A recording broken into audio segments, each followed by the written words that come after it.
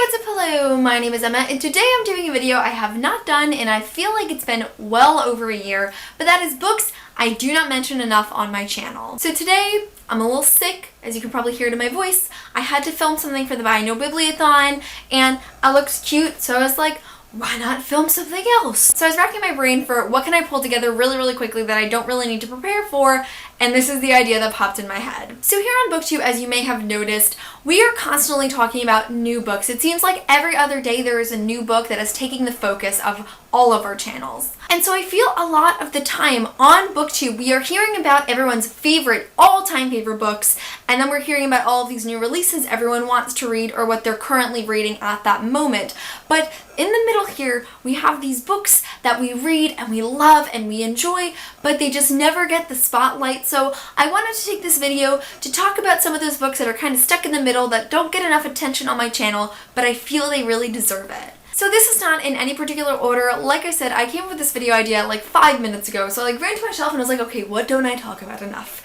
And I pulled some out. I will link my first books I don't mention enough on my channel in the description of this video just because I feel like I still have not talked about those books enough on my channel. But we're gonna do today's. So the first book I have here is The Coldest Girl in Cold Town by Holly Black. So over a year ago, I was going to a signing that Holly Black was going to be at, but I hadn't read anything from her other than The Iron Trial, which she co-wrote with Cassandra Clare. So I decided I wanted to read something that was actually like just from her. I actually won this book as a part of Booktubeathon 2014, so it had already been on my TBR for quite some time, but I finally decided to pick it up. It was like around Halloween time. I hadn't read a vampire book in a while, and I ended up loving it so much. One of the things I love about this book is they don't try and humanize vampires. I feel like in so many YA titles we have now, all the big series, Twilight, Vampire Academy, Bloodlines, The Mortal Instruments, every vampire book gives you a reason to like vampires and to think that they're cool or edgy and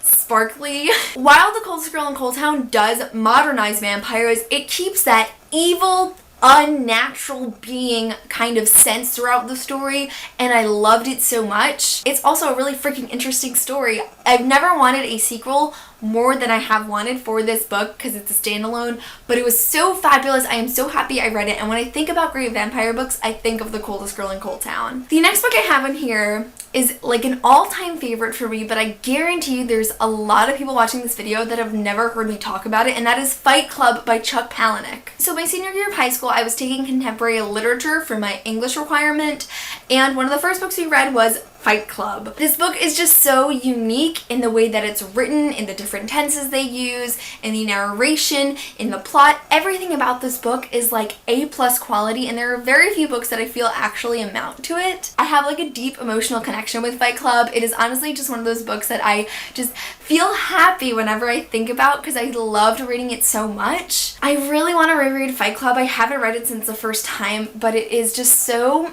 enchanting and intriguing, and I just love it so much. I guess Fight Club kind of holds a special place in my heart as well because as I was just starting to read for the first time since I was like a kid, I was rereading The Mortal Instruments over and over and over, and not until January did I start picking up different things, and because I was reading this for my class, it was one of the first books of the semester. It was one of the first books I read when I was like, hey, there are other stories in the world. So I just love Fight Club so much. It just warms my heart to talk about and to think about, and not enough people in this community have read it, or they're like me and they just aren't talking about it, and I really think that's something that we should change because Fight Club is like revolutionary. It is that amazing. The next book I do not mention enough on my channel is The Winter's Curse trilogy by Marie Rutkowski. I recently read this book a couple of months ago only. I feel like it was like April-ish, around that time, so it's still fairly recent. Unfortunately, I feel like I haven't talked about this book since then because when I bought it, when I met the author, and when I read it, it was all in like a very tight time frame,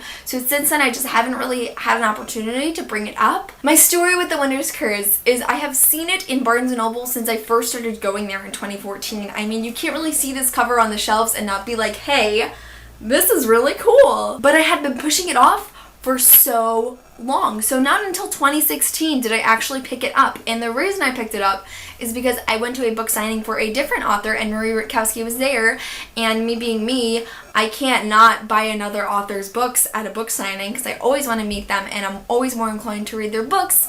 And so right after the signing the next day, I finished the book I was reading and I started the Winter's Curse trilogy and just did not stop. I really loved the Winter's Curse trilogy. I feel like it is much better developed and expansive and just has this level of depth that a lot of YA books don't have. The political arc in this book is also really strong. It's in this world where it's super focused on military and slavery and rebellion, and it was just so powerful to read, and I feel like I learned a lot from it. It was honestly just an enthralling story, and I was so consumed by it when I was in the midst of reading it. I feel like The Winter's Curse is a book that everyone has read and everyone has loved, but again, we don't talk about it enough on BookTube, and that's not fair. I think it's an injustice to the series because this series was fantastic, and I am so happy I got around to picking it up finally. The next book I have on this list is The Archived by Victoria Schwab. I love Victoria Schwab with all of my heart. I actually have a full video with Victoria Schwab. We did an interview a couple of months ago, so if you want to check that out, it's in the description of this video. But The Archived was my first ever read from Victoria Schwab, and I read it a really long time ago, like in the very beginnings of my BookTube career. I am such an urban fantasy geek, and this is such a great urban fantasy in my opinion. It deals